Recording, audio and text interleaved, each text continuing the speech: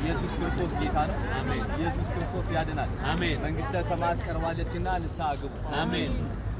የዮሐንስ ወንጌል ምዕራፍ 10 ቁጥር 1 እስከ 6 ያለው በጌታ በኢየሱስ ስም አነብዋለሁ። አሜን። እውነት እውነት እላችኋለሁ ወደ በጎች በረት በበሩ የማይገባ በሌላ መንገድ ግን የሚወጣ እርሱ ሌባ ወንበዴ ነው። በበሩ የሚገባ ግን የበጎች እረኛ ነው።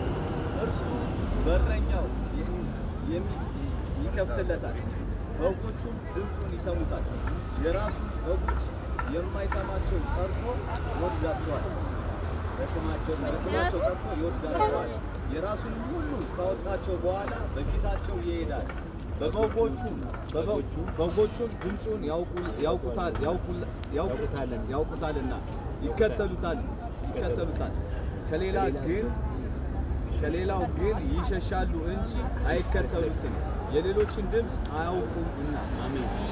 ኢየሱስ ይህን ምሳሌ ነገራቸው፣ እነርሱ ግን የነገራቸውን ምን እንደሆነ አላስተዋሉ።